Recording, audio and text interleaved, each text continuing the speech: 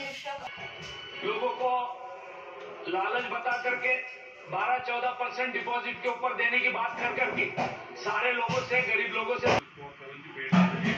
निर्णय तोच आहे का बदलला नाही इतका कसं आहे एवढे मोठे प्रश्न कसा आहे हा काही सीटा वाटपाबाबत तुम्हाला वारंवार सांगतो का शेतकरी मजूर दिव्यांग आणि आज तुम्ही घेतलेली भेट काही वेगळे संकेत तुम्ही संकेत देत नाही आणि या मुद्द्याचं हल्ली येत नाही.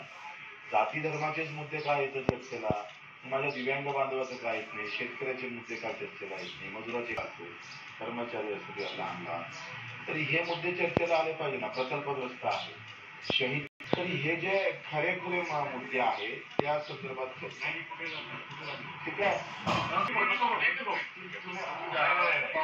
आणि त्यांच्या येणाऱ्या निवडणुकीमध्ये ते विषय झाले. पुढे नागपूर विद्यापीठात एक धक्कादायक प्रकार समोर आलाय. नागपूर विद्यापीठामध्ये बनावट पदवी आढळली आहे. बनावट पदवी आढळल्यामुळे मोठ्या प्रमाणात खळबळ उडाली आहे. व्हेरिफिकेशनने बनावट पदवीचा विद्यापीठामध्ये प्रवेश केला होता. आंध्र प्रदेशमधून एका आरोपीला रंगेहात या पार्श्वभूमीवरती अटक करण्यात आली आहे.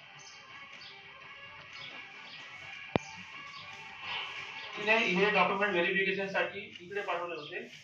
दिल्ली प्रमाणपत्र प्राप्त करून वेगवेगळ्या ठिकाणी नोकरी मिळवून आणि त्याद्वारे शासनाची आणि विद्यापीठाची फसवणूक केल्या कारणाने अपराध आम्ही रजिस्टर केलेला आहे. अत्यंत सखोलपणे तपास करून यातील जे मुख्य आरोपी आहेत त्यांना आम्ही तातडीने वक्तव्य केलंय.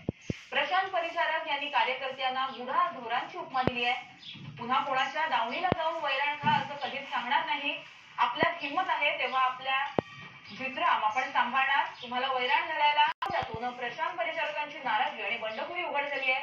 कारण मंगळवेढामधून विद्यमान आमदार समाधान आवताडेंना उमेदवारी जवळपास निश्चित झाली आहे आणि त्याच पार्श्वभूमीवरती परिचारकांची